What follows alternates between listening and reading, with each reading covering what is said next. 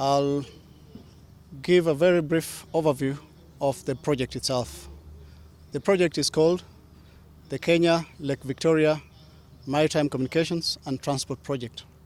It was first conceived in 2014 by the three East African countries, Tanzania, Kenya, and Uganda.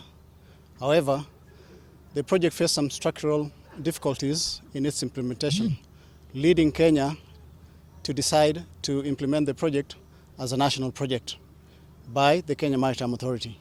Initially, the project was costed at 600 million shillings. But then, because we have our own unique challenges in Kenya, the Kenya Maritime Authority decided to use the project to address the many issues that prevail in the waters here in Lake Victoria.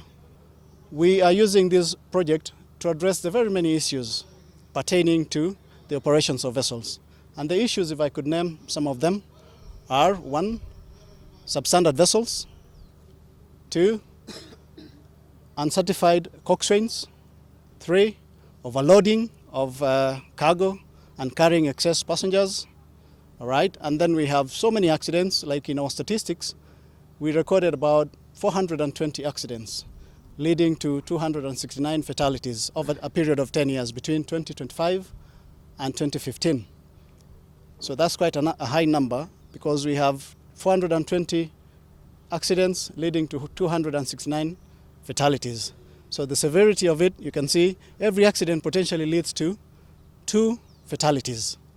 And out of that data as well, we are using this project to address the very many issues pertaining to the operations of vessels.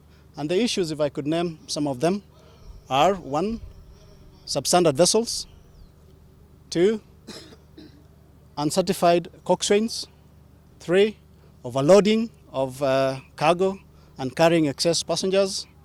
All right, and then we have so many accidents, like in our statistics, we recorded about 420 accidents, leading to 269 fatalities over a period of 10 years between 2025 and 2015. So that's quite a high number, because we have 420 accidents leading to 269 fatalities. So the severity of it, you can see every accident potentially leads to 2 fatalities. And out of that data as well, we found out that most of the deaths are caused by drowning deaths. And drowning deaths, like we keep on saying, are preventable by simply wearing what? A life jacket. All right? But now there are problems, root causes of these problems. One is the high cost of complying with the regulations or with the standards. Another one is the low household incomes, where the risk perception is quite low, because every income that comes in is divided amongst the needs of that household, so that very few households prioritize the safety. Now, within this program, we have several initiatives.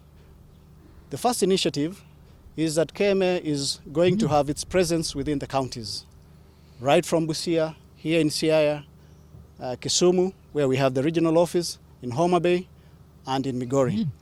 We're also going to have, now with the devolution of KMA, full devolution of KMA's functions, the cost of access to these public services by the residents in this region is going to come down.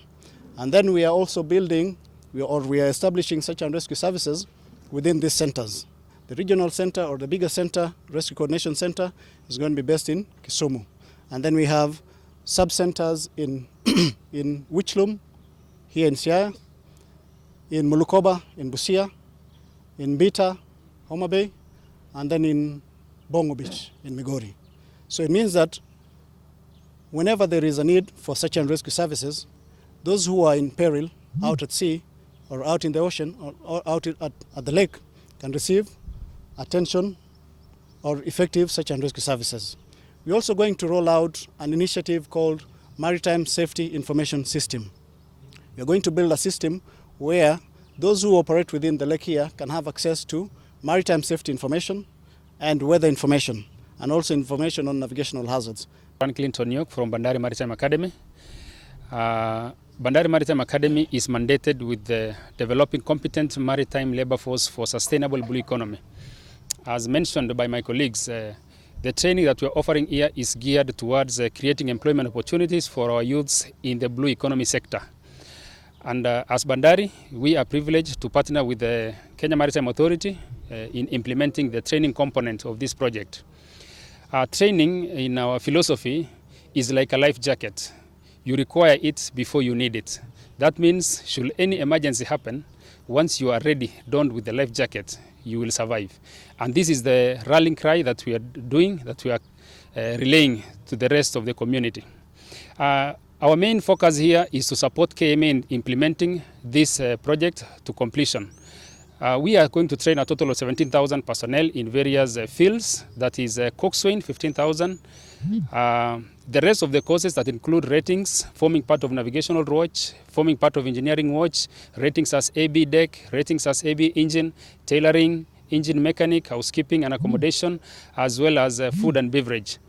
Important to mention is that these trainings will be conducted in collaboration with the local training institutions within the Lake region.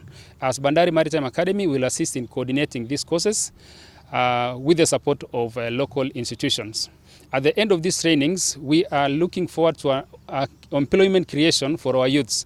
Remember that some of the licenses that our trainees will get are international. For instance, coxswain. It allows our trainees to get employment opportunities outside our territory. It synchronizes very well with the Kazi Maju initiative that is spearheaded by the Ministry of Labour.